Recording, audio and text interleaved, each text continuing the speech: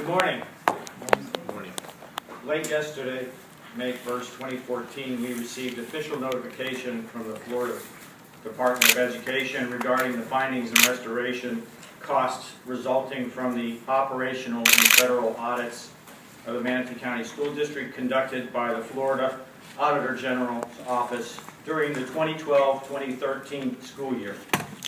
It's important to note that although the audits were conducted for the 2012-2013 school year, the findings and resulting restoration costs are as a result of financial failures and fiscal mismanagement dating back to at least the year 2005.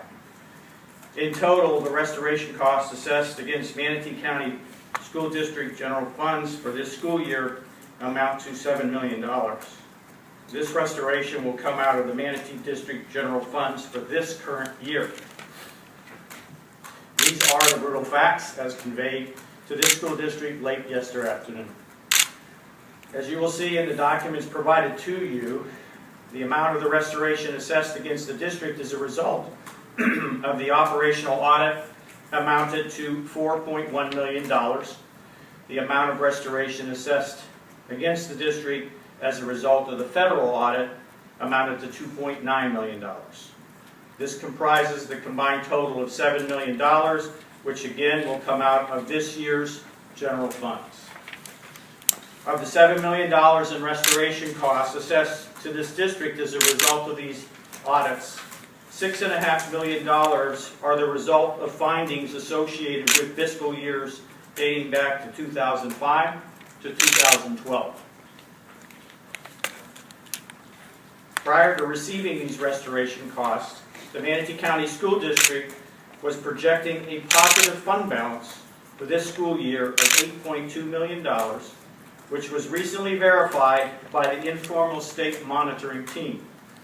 The assessment of the $7 million we received yesterday in restoration costs will reduce that positive fund balance to approximately $1 million. Although this is not where we want to be as a district, it is still a monumental leap from the approximate $8.5 million deficit incurred by this district at the end of last fiscal year without any reserve. That is one of the reasons why the news we received yesterday was painful and disappointing. A lot of people inside and outside of Manatee County School District put a lot of sweat and hard work into improving the financial standing of the district, and they should be commended. In the span of 1 year, we were able to take this district from a negative fund balance of approximately $8.5 million to a projected fund balance, positive fund balance of $8.2 million, which represents a $16.7 million turnaround. This is a huge step forward for Manatee County School District, this community, and it's something that we all should take pride in. I want to thank the members of the Manatee County School Board. We have two of them here today joining us, Ms. Carpenter and Ms. Aranabar. Our local legislative delegation, the school leadership team, the Manatee Chamber of Commerce, the county commissioners of Manatee County, and others who appealed to the state on our behalf to have these restoration costs mitigated. At least now there's a sense of relief of knowing exactly where we stand and where we can focus now on moving forward. I want to say to all our employees and the entire community, we will prevail over this challenge, just as we have prevailed over previous challenges during the past year. We will confront these brutal facts head on and be stronger for it. I am proud to be Superintendent of Manatee County School District. I have complete faith in our community and the employees. We will be a great school district. Together we will restore this district's greatness. All right, I'm going to open up for questions.